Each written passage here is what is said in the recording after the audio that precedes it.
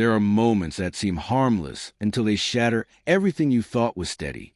For me, it happened over dinner, an ordinary evening that became the night I truly understood how fragile love can be.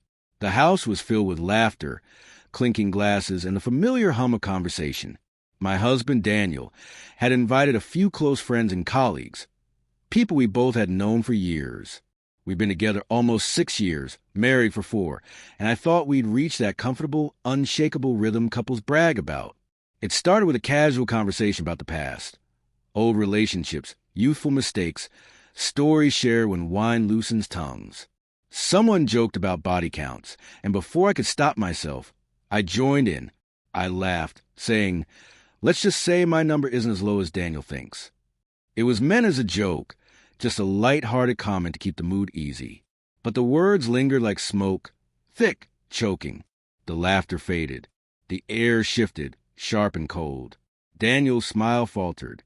He looked at me, really looked, as if seeing me for the first time. His friends tried to laugh it off, glancing nervously between us. My stomach twisted. I wanted to rewind, swallow the words, pretend it never happened. But it was too late. The silence that followed said more than any argument ever could. Daniel didn't speak at first. He leaned back in his chair, expression unreadable.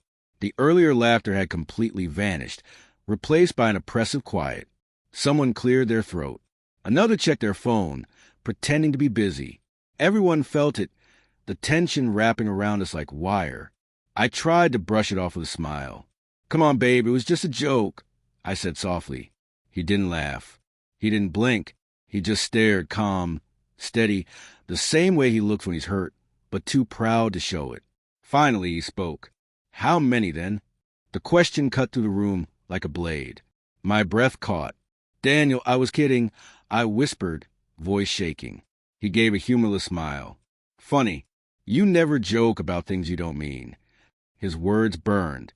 The guests looked everywhere but at us. Plates, table, floor, desperate to escape witnessing what was happening.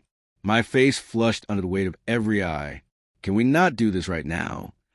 I tried, keeping my voice composed. Daniel nodded slowly, jaw tight. "You're right. Not now." He stood, excused himself politely, and walked away.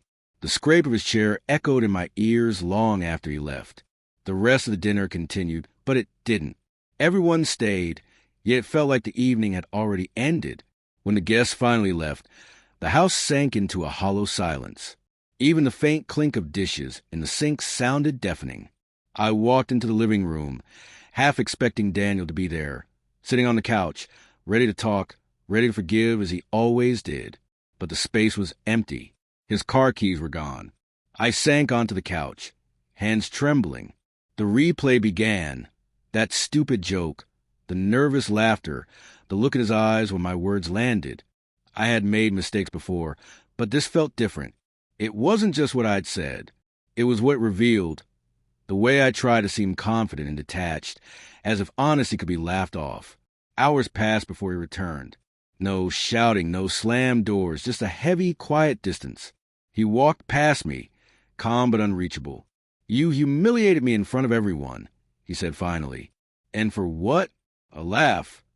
I wanted to explain it wasn't serious, that it meant nothing, but I could see the damage in his eyes. It wasn't jealousy, it was betrayal, not of the past, but of the trust we had built. "I didn't mean," I began, but he interrupted gently. "I know," he said. "That's the problem. You didn't mean it, but you still said it." That night, he slept in the guest room. And in that quiet, I realized something terrifying.